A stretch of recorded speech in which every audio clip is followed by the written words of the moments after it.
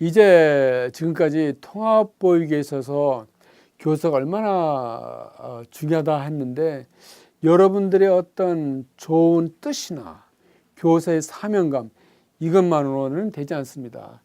이 통합보육을 활성화시키는 정책이 나와야 됩니다. 그래서 이제 강의를 끝내가면서 서울시가 2012년에 지금 2012년 그렇죠. 그래서 2012년에 어떤 구상을 했나는 것을 보겠습니다.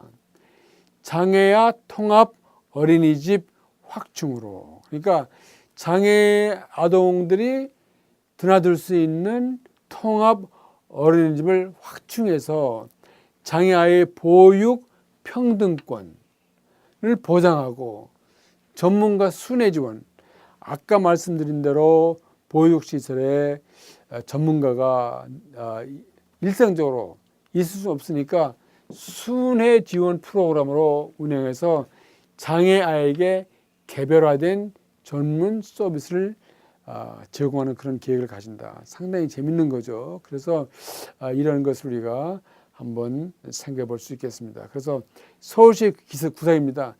장애아 통합 어린이집을 확충해서 이게 잘 안 됩니다. 왜 안 되냐면 좀 숫자가 적어요. 그래서 장애아 보육 현황을 보면은 2011년 11월 말 장애아 특수교수 현황이 특수교사가 334명, 특수교사는 279명, 치료사는 55명, 서울시에 등록된 장애 아동수 12살 이하입니다. 6,846명. 근데 통합교육을 받는 아이들은 2,151명, 31%밖에 못 받습니다. 얘기는 뭐냐? 통합보육이 많이 안 이루어진다. 앞으로 더 통합보육이 더 이루어질 여지가 있다. 반도 안 되는 31%밖에 통합보육을 받지 못한다. 특수학교, 일반 학교, 유치원 다 합해봐야 4,695명, 약 69%, 70%.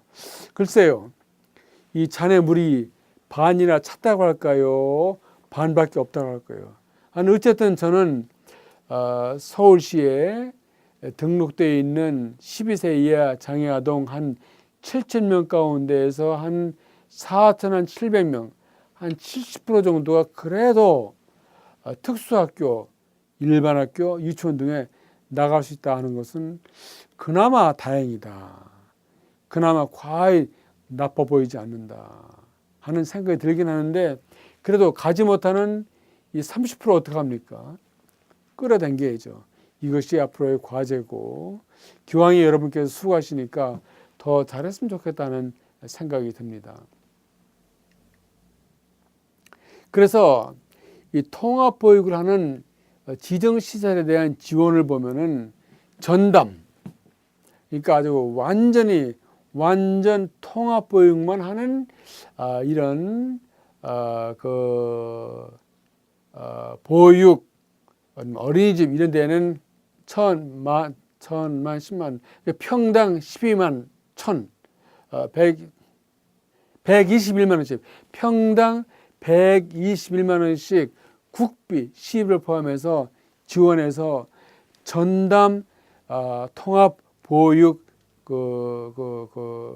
할 수 있는 그런 시설을 만들어줍니다. 설치비는 100만 원. 이게 뭐냐면은 여러 가지 장비 이런 거라든지 전담, 원장, 보육교사 인건비를 80% 지원하고 치료사, 취사부, 영양사죠. 이런 때에는 100%, 방과 후 교사에도 100%, 차량 운영비 20만 원, 특수교사, 치료사 수당 월 10만 원, 시비는 가지고 교재 교구비를 1인당 2만 1,000원씩 매월 보장한다.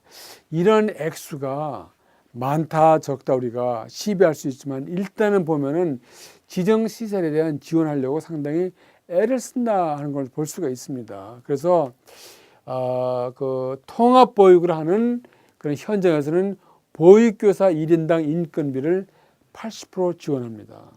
특수교사 수당은 아까 10만 원으로 얘기했죠. 시에서는 장애아 9명당 치료사 1명을 100% 채용할 수 있도록 해줍니다. 장애아 9명당 치료사 1명, 교재 교급이 1인당 2만 1,000원씩 지급합니다. 글쎄요, 많다 적다 모르겠고 이게 서울시 얘기인데 다른 지방으로 가면 어떨는지 그건 또 다른 문제입니다. 서울시 얘기인데 그래서 제일 잘 나가는 서울시 얘기이기 때문에 이 정도인데 다른 데 가면 문제가 있겠죠. 이제 그런 것도 우리가 참작합시다. 그래서 민간 어린이집, 또 가정 어린이집, 전담 이런 데는 국립과 동일하게 취급하고 통합 보육 프로 시설에서는 보육교사 월 100만 원 주고 교재 교급이 1인당 2만 1,000원 준다 이런 얘기 했습니다. 그래서 여러 가지 다양한 지원을 통해서 통합 보육 프로그램을 활성화하려고 한다는 그런 말씀을 드리고 싶습니다. 그러면 향후의 정책 방향은 뭐냐? 첫째, 장애 아동들의 분리를 지원하는 특수교육 체제 서비스 또는 전달 체계를 완전히 개혁하는 정책의 추진이 필요하다. 그러니까 지금까지는 장애 아동들을 분리시키는 특수교육 체제 또는 서비스 전달 체계가 많이 있었는데 이걸 좀 완전히 개혁해서 통합체제로 끌고 나가는 정책의 추진이 필요하다. 여러분들 죄송한 얘기지만은 여러분들 보육교사로서 현장에서 일하시려면 대학 교육을 받으신 분들입니다. 현장에서 그냥 실무 일만 하시지 마시고 이러한 정책의 변화가 필요할 때 정책을 반영할 수 있는 정책 전문가도 여러분 가운데서 나오시기 바랍니다. 혹시 여러분 가운데서 영유아 보육협회 이런 데 가입 안 하셨으면 가입하십시오. 가입하셔가지고 정책적으로 얼마나 이런 일을 열심히 하는 것을 좀 여러분들이 보시고 이끌어내기 바랍니다. 그 다음에 특수교육 행정지원체계를 개선하여 장애아동들이 통합보육의 관점에서 요구되는 서비스를 충분히 제공받을 수 있도록 하자. 특수교육 행정지원체제. 그러니까 눈치채셨겠지만 저는 특수교육을 별로 지원 안 합니다. 그래서 가능한 한 아이들을 특수교육은 왜 나빠요? 장애 아동들을 자꾸 따로 떼서 격리하려고 해요. 통합의 개념이 아니에요. 그래서 특수교육 행정지원체제를 개선하자. 바꿔야만 통합 보육 프로그램이 이루어진다 하는 게 제 생각입니다. 그리고 영유아 통합보육의 실태평가를 통해서 실태평가는 뭐냐? 통합보육에 계시는 현장 교사들이 얼마나 업무에 만족한가? 고용조건은 좋은가? 어떤 지원이 필요한가? 특수교수와 어떤 협력관계가 잘 이루어지는가? 또 웨이팅 리스트, 통합보육에 들어오려고 하는 아이들은 얼마나 되는가? 들어오기 위해서 얼마나 기다려야 되는가? 또 비장애 아동들의 반대는 없는가 하는 이런 실태를 우리가 좀 연구를 좀 해내자 하는 이런 얘기입니다. 그래서 이런 어떤 자료에 근거한 어떤 정책 수립을 하기 위한 기반을 좀 만들자. 자료가 없으면 안 됩니다. 그래서 항상 여러분들은 어떤 이론과 자료를 기반으로 해서 생각을 하시기 바랍니다. 그래서 일반 교사와 비장애 아동들의 통합보육에 대한 이해를 좀 제고해서, 그러니까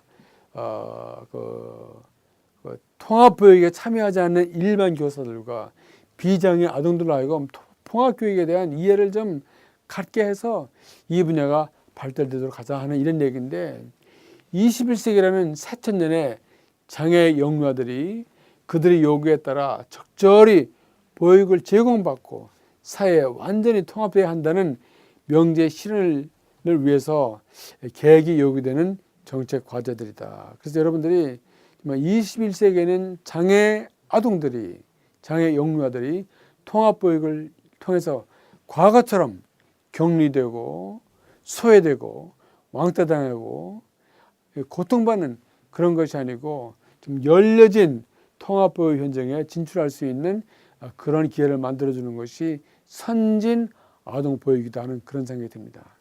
그런 차원에서 여러분들이 함께 동참해 주시고 관심 갖는 전문가가 됐으면 좋겠습니다. 결론으로 끝납니다. 이제 통합교육의 발달이 비교적 꾸준하게 이뤄지고 있는 건 사실입니다. 그러나 아까 예산 같은 자료는 보셨지만 정책적인 뒷받침이 아직도 부족하고 장애 아동에 대한 이해가 부족하고 편견이 아직 사라지지 않고 있으며 교사의 자질 향상이 필요하다. 통합보육에 대한 것이 교과 과정에 많지 않습니다. 여러분들 아동복지, 영유아 보육 이런 교사 프로그램 보면은 이 통합보육에 대한 프로그램이 많지 않아서 이 강의를 제가 하는 것도 여러분들 주류 교육을 받으면서 가끔 이런 강의도 들으면서 영유아 통합보육이 그렇게 의미가 있는 거로구나 하는 그런 생각을 좀 해보기 위해서 이런 강의를 준비한 것입니다. 또 통합보육이 활성화되기 위해서는 단순히 장애아동과 비장애아동을 한 시설이나 학급에 배치하는 그것만으로 끝나지 않죠. 따라서 여기에 어떤 정책적인 이런 것이 필요하고 또 재정적인 교과 과정, 교사와 학부모의 협력 이런 것이 이루어져야 된다 하는 말씀을 드릴 수가 있습니다. 뭐가 제일 중요하냐? 우선 일반 국민들, 학부모들의 통합보육의 중요성에 대한 이해가 필요하고 좋은 정책이 많이 나와야 돼요. 전 정책 전문가이기 때문에 이 얘기를 안 할 수가 없어요. 좋은 정책이 나려면 좋은 법, 또 예산 나와야 되고 좋은 예산이 있어야 전문 인력이 훈련됩니다. 여러분 가운데에서 이 통합보육을 지원하는 통합보육을 좀 발전시키는 전문가들이 많이 나오기를 바라고 또 제 강의를 들으신 분들 언제 저와 함께 만날 수 있는 시간이 있기를 바랍니다. 대단히 감사합니다.